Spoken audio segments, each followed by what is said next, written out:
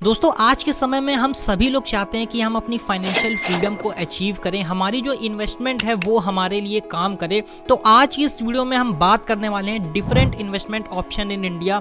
लगभग 10 से 12 investment option हम आपको इस वीडियो में बताने वाले हैं। हो सकता है आप एक के बारे में जानते हो, 2 के बारे में जानते हो, 3 के बारे में जानते हो या फिर 4 के बारे में जानते हो, बट अगर आप इस वीडियो को आज पूरा देख लेते हो तो आपको काफ़ी सारे नए इन्वेस्टमेंट ऑप्शंस के बारे में पता लगने वाला है, ताकि आप डिसाइड कर पाओ कि आपको किस इन्वेस्टमेंट ऑप्शन को सेलेक्ट करना है अपने जो पैसे है उसको ग्रो करने के लिए, या फिर अपनी इन्वेस्टमेंट जर्नी अगर आप स्टार्ट करना चाहते हो तो ये वीडियो आपके लिए काफ़ी हेल्पफुल होने वाला है। तो जो सबसे पहला इन्वेस्टमेंट ऑप्शन है वो है डायरेक्ट इक्विटी। अब डायरेक्ट इक्विटी में इन्वेस्ट करके आप अपने फंड्स को ग्रो कर सकते हो। आप किसी भी कंपनी के स्टॉक्स को, शेयर्स को खरीद सकते हो, जिसमें आप एक छोटे से पार्ट में ओनरशिप ले सकते हो। इसके साथ आपके पैसा तो ग्रो होगा ही होगा, साथ ही साथ आपको डिविडेंड के रूप में अर्निंग भी यहाँ पे होती रहती है। अब बहुत सारी जो कंपनियां, इसमें आपको रिस्क भी ज़्यादा लेने की ज़रूरत नहीं है। आप निफ्टी 50 से स्टार्ट कर सकते हो। इंडिया की टॉप 50 कंपनी है उसमें, तो आप वहां से स्टार्ट कर सकते हो। सेकंड जो है वो है म्यूचुअल फंड। अब म्यूचुअल फंड्स काफ़ी ज़्यादा चर्चे में रहता है, न्यूज़ में या फिर सोशल मीडिया पे बहुत सारे लोग रिकमेंड करते हैं कि आप म्यूचुअल फंड में इन्वेस्ट कर सकते हो। अब म्यूचुअल फंड के अंदर भी काफ़ी सारी कैटेगरीज हैं। अगर आप टैक्स बचाना चाहते हो तो आप ELSS वगैरह कर सकते हो, या आपके पास अगर ज़्यादा फंड्स नहीं है तो आप SIP से भी स्टार्ट कर सकते हो, जिसमें काफ़ी लो अमाउंट से आप अपनी इन्वेस्टमेंट को स्टार्ट कर सकते हो। अब जनरली जो म्यूचुअल फंड्स होते हैं उनकी 3 कैटेगरी होती है, इक्विटी, डेब्ट एंड हाइब्रिड। जो इक्विटी म्यूचुअल फंड होते हैं वो डायरेक्ट इक्विटी में इन्वेस्ट करते हैं, जो डेब्ट म्यूचुअल फंड होते हैं वो बॉन्ड्स में इन्वेस्ट करते हैं, और जो हाइब्रिड होते हैं वो डेब्ट एंड इक्विटी दोनों में ही इन्वेस्ट करते हैं। तो वो आपके ऊपर डिपेंड करता है कि आप किस इन्वेस्टमेंट की तरफ जाना चाहते हो। थर्ड जो इन्वेस्टमेंट ऑप्शन है वो है ETF। अब ETF क्या होता है? ETF एक्सचेंज ट्रेडेड फंड होते हैं। ये भी म्यूचुअल फंड की तरीके होते हैं। इसमें भी आपको काफ़ी ज़्यादा डाइवर्सिफिकेशन देखने को मिलता है, बट इसमें भी इन्वेस्टमेंट अमाउंट जो है वो काफ़ी कम में आप स्टार्ट कर सकते हो। तो आप ETF में भी इन्वेस्ट कर सकते हो लाइक म्यूचुअल फंड की तरीके। फोर्थ है हमारा FD, जो काफ़ी ज़्यादा पुराना है, काफ़ी ज़्यादा जाना जाता है। अब बहुत सारे लोग कहते हैं कि FD को रिकमेंड नहीं करते हैं, बट बहुत सारे लोग ऐसे हैं जिनके पास ज़्यादा रिस्क लेने के लिए नहीं है, वो ज़्यादा रिस्क नहीं लेना चाहते हैं, तो वो FD भी कर सकते हैं।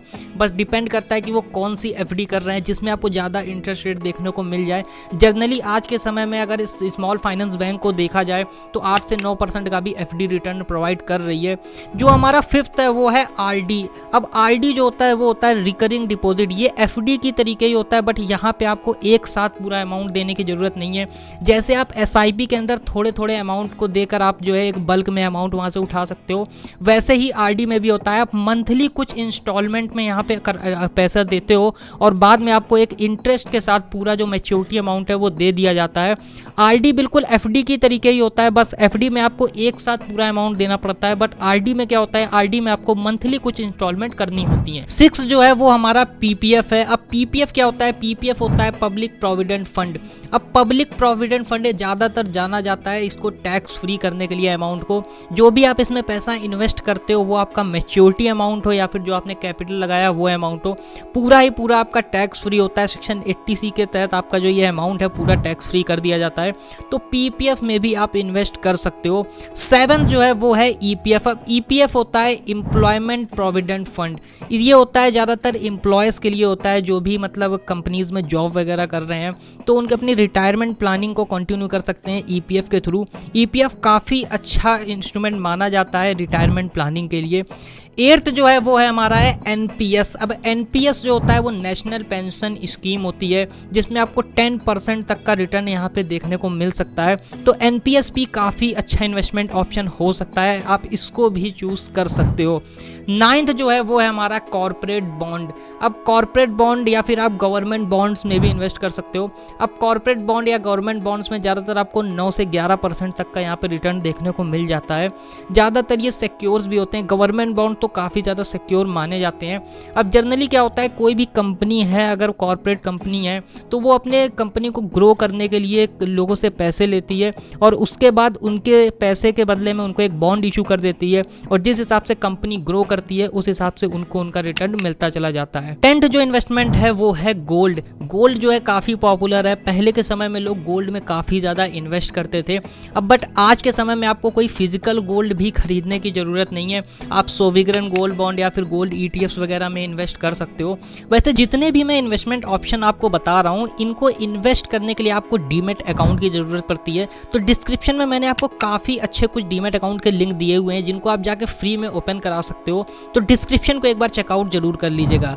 जो हमारा 11th है वो है REIT। अब REIT क्या होता है? रियल इस्टेट इन्वेस्टमेंट ट्रस्ट होता है ये रेगुलेटेड है SEBI के द्वारा। तो आपको ऐसा नहीं लगना चाहिए कि ये बहुत ज़्यादा मतलब थर्ड पार्टी है जिसमें आपको रिस्क ज़्यादा मिलेगा, तो ऐसा कुछ भी नहीं है। SEBI के द्वारा ये रेगुलेट किया जा रहा है। जनरली इसमें होता क्या है, ये रियल इस्टेट से पूरा अटैच्ड होता है, जिसमें कंपनियां सारे रियल इस्टेट्स को मैनेज करती हैं और उसके बाद उनको ओन करती हैं। और जो भी लोग इनमें इन्वेस्ट करते हैं, जो भी इनके पार्टनर बनते हैं, उनको इनका थोड़ा सा प्रॉफिट का हिस्सा दे दिया जाता है। तो ये भी एक काफ़ी अच्छा इन्वेस्टमेंट ऑप्शन हो सकता है। काफ़ी नया है, बहुत सारे लोग इसके बारे में नहीं भी जानते हैं। तो इस वीडियो में मैंने काफ़ी सारे इन्वेस्टमेंट ऑप्शन की बात करी है। इसके अलावा बहुत सारे और भी इन्वेस्टमेंट ऑप्शंस हैं।